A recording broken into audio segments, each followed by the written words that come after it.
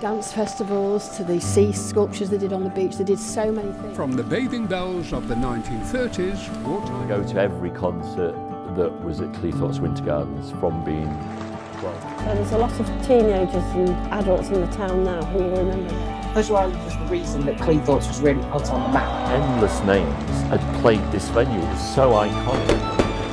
I just could not believe the amount of people that were standing there in front of it. popular seaside resort continues to reinvent its It's just entertainment. such a magic place. It's just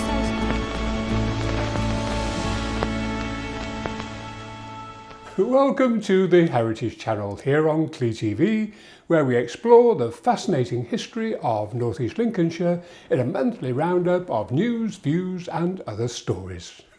To make sure you don't miss any of our programmes, click the subscribe button below if you're watching on YouTube, or on Facebook join the Heritage Channel group. On the programme tonight, the history of one of the world's longest running music festivals and the changing face of Grimsby fish stocks. But first, the therapeutic benefits of exploring our memories with Rosanna McGlone-Healy. In the midst of COVID, there was suddenly this huge fragility of life and this sense of people's memories being lost and all of these stories. And so it's very much about preserving stories, sharing stories, having a sense of continuity. So the idea is that I'm working with older people within the community to enable them to write their own stories. They spend a lot of time sharing their stories, asking each other additional questions to tease out more information, writing those, working with me then one-to-one to look at how those can be improved.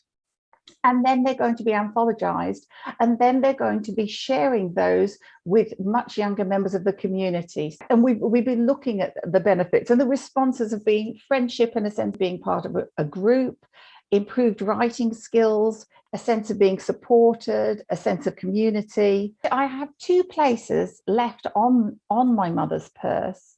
The project starts on the 10th of June. It's a mixture of workshops and one-to-one mentoring sessions with me. It's lovely because people are extrapolating all of these strands from one another, getting this information, working together in a very positive environment. So it's a very relaxed environment. Then it's all going to be put into an anthology. People receive a copy of the anthology. Everything is free, thanks to Care Plus Charitable Trust in Grimsby, who are supporting this. I mean, we need to know, sort of as individuals, as a society, where we've come from in order to know where we're going. Rosanna still has 2 places left on her course, My Mother's Purse, starting later this month. Contact her through her Facebook page for more details. More memories now from one of the longest running music events of its kind that began here in Cleethorpes over half a century ago. The English county of Lincolnshire has a long history of traditional music, from songs celebrating the rural idyll to the salty sea shanties of the coastal plain. The 1960s saw a folk music revival led by American artists like Julie Felix, Paul Simon and Bob Dylan, English artists like Ralph McTell and Joan Armatrading, and bands like Fairport Convention and Steel Eye Span. Their lyrics resonated with the hippie generation and brought new musical influences to the English folk tradition.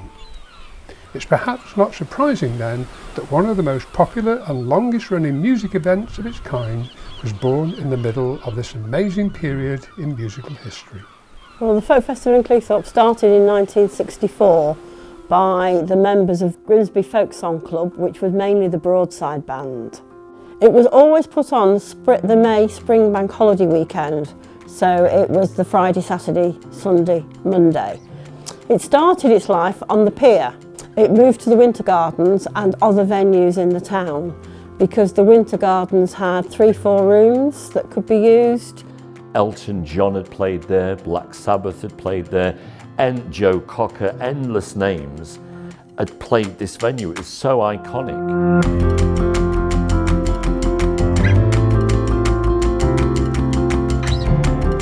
Anybody who is top of the folk scene has played at Cleethorpes Folk Festival. Barbara Dixon, Kate Rusby, John Bowden, Silly Wizard. Also, anybody who was top of the tree. We only got the best artists for Cleethorpes Folk Festival.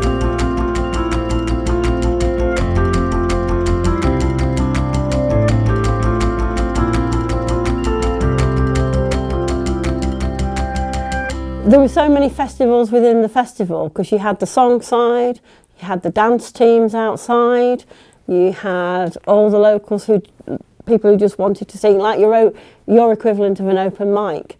So there was like 3 or 4 festivals within a festival. We also had a children's arm of the festival.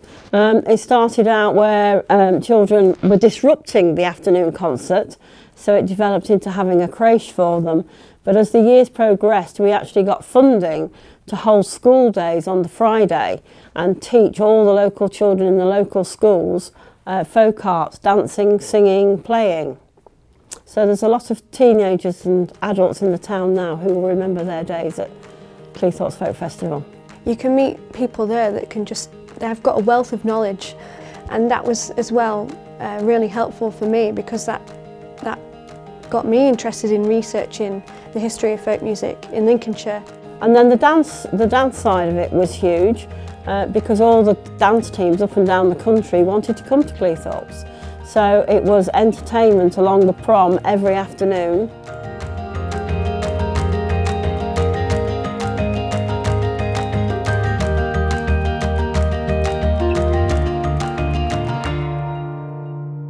Well, I mean, we're talking of audiences of 800 plus just for a concert. So it was a large festival, and people came from all over the country, and we had a lot of Europeans coming to it as well. It wasn't just a tiny little festival.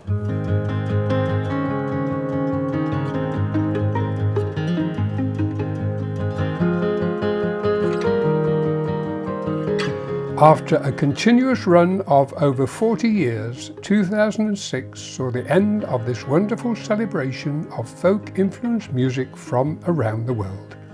Well, like anything that's ongoing, you develop it. As I say, it started one room on the pier to a very international festival. We had people coming from all over the world to it, artists and festival goers. No, it's just sadly missed by all of us. So if you could recreate the Winter Gardens, please, we'll start running the festival again. Although the tradition of folk music continues in Cleethorpes with events like the annual Folk and Cider Festival, nothing matches the scope, scale and popularity of the Cleethorpes Folk Festival in its heyday. Now its mix of traditional and contemporary folk music continues back where it started in the Grimsby Folk Club, waiting for the right time and place to burst out again with a festival of music that will enchant a whole new generation. The changing face of the Grimsby fishing industry has been recorded in a powerful series of fine art prints by local photographer Steve Thornton. I started that actually in 1989, early 89, purely because the EU directive, which was going to change it, was going to come in 1990, so where everybody had to change their fish filleting and all the whole operation had to change. Cigarettes going, coffees going, all that type of operation would stop purely because the EU wanted to bring in all the health and safety regulations. Hundreds of little filleting outfits were just going to be affected by it, and the character of the docks was like everybody knew each other. It was the crack in the mornings on the auctions, you know, everybody diving in the cap for a all-day breakfast and coffees, and then back to filleting and then shipping it out, and the fish went, you know, out all over the country. I'd get down there at auction time, which probably usually starts around 6:30. I did that for a good year and a half. Not probably every day, but when I felt the light was right, I put a body of work together, and the idea was, you know, to have an exhibition.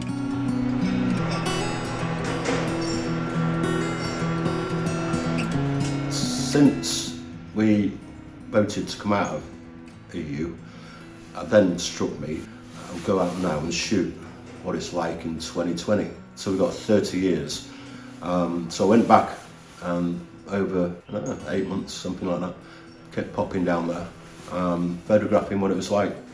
The Casbah is pretty much the same as it was 30 years ago. It's not been touched. It's just like everybody's just gone. And so the whole collection now is called Fishtown. So you've got Fishtown 1990, 2020, about 30 years. of a body of work. So hopefully we'll have an exhibition one day and everybody can come and have a look and see the culture of it.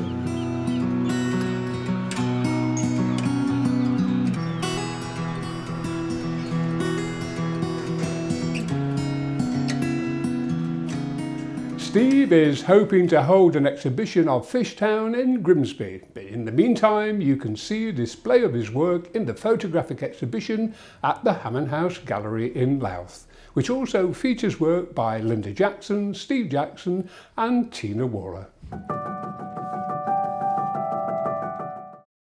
3 of the leading care providers in North East Lincolnshire have joined together to offer a complete range of services for those in later life. 3 organisations who deal with older people are all coming together to offer a holistic service where older people can get whatever they need. We've formed it so that we are working together, serving the community, and we all have the same aims. I think the benefits are that the older person gets a wider choice, and also it's about wider reach. The new Later Life Partnership provides a full range of services and support to help you maintain your independence and make the most of later life.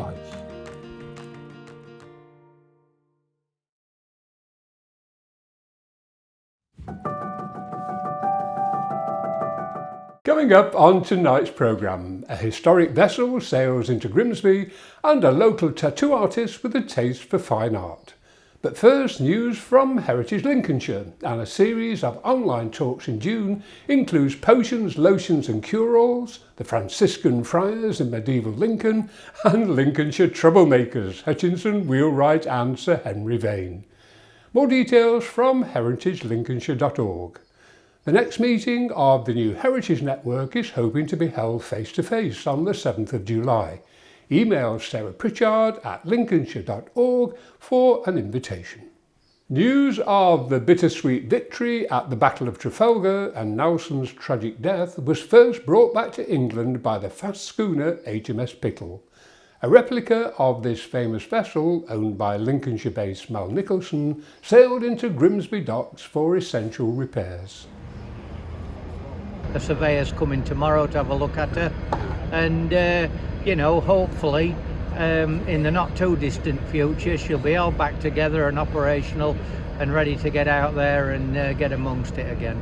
The original, she brought the news home from the Battle of Trafalgar, the winning of the battle, the sad loss of Lord Nelson. She was also a spy ship.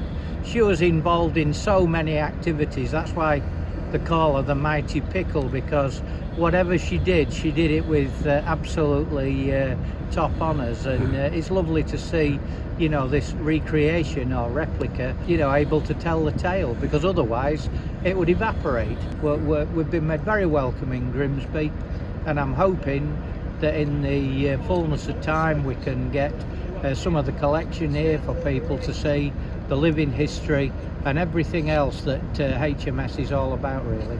Mal is hoping to have his collection of historic cars, bikes and ships on permanent display in Grimsby. In the meantime, you can follow his progress on the HMS Pickle Facebook page. The Culture House continues to showcase the hidden talents of Grimsby people with a local tattoo artist who also has a talent for fine art.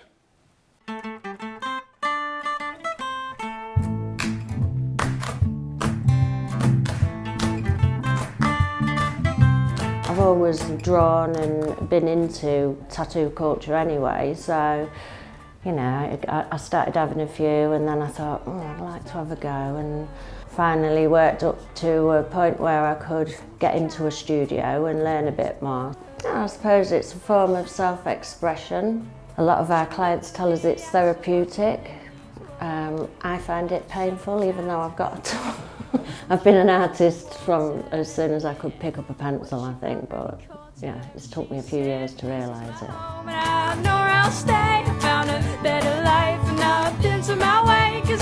I was born and I've lived in Grimsby all my life, really. In my younger days, I used to just want to escape Grimsby, and times have changed, and with it I have, and I love Grimsby now. I don't know, it just feels more vibrant, and like there's an energy, an artistic vibe going around that I never really noticed before. especially, you know, more recently with working with Charlotte and Becky at Culture House. Disaster, this is my home. So Penny created a beautiful painting which was called Smile, and it was you know, a woman smiling, as simple as that, but it was absolutely beautiful. And when she unveiled it, you know, it really spoke to me. It was really joyous.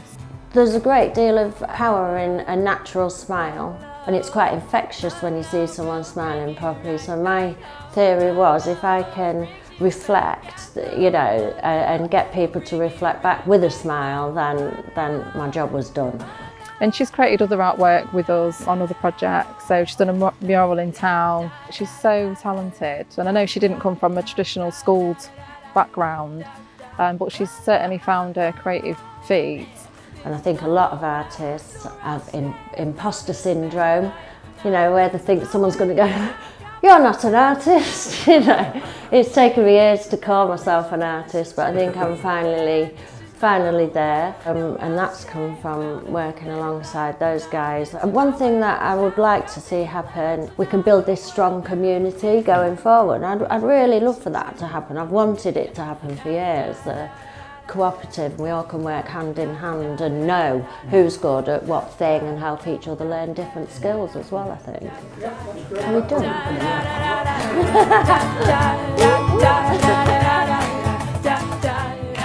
If you have an idea for a heritage project that would benefit your local community, you could get support from the National Lottery Heritage Fund. £250,000 is available for small local projects in North East Lincolnshire. The first step is to join the new Heritage Network by emailing Sarah at Heritage Lincolnshire for an invite to the next meeting. If you're watching on Facebook, don't forget to join our group, or on YouTube, click the subscribe button below to make sure you don't miss any of our programmes. Well, that's almost all for tonight's programme. We hope you enjoyed it, and we look forward to seeing you again in July for more stories of our fascinating coastal community. But for now, here's the very talented Amy Naylor with a song inspired by the stories of Rebecca Maskell, whose characters and settings are drawn from our own local heritage.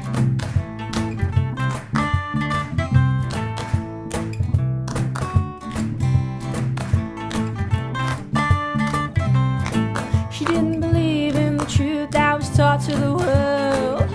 That you were dreaming. So she tried to do what was best for her. That she was persecuted, and she knew the answer wasn't within these walls. That she tried to leave it, so she ran to the water. What she found really caught her, and she said, "This is my home, and I know where I'll stay. I found a better life, and now I've been to my way, 'cause I've got bigger plans, and I know what I'll do. And I've run out of reasons to listen to you."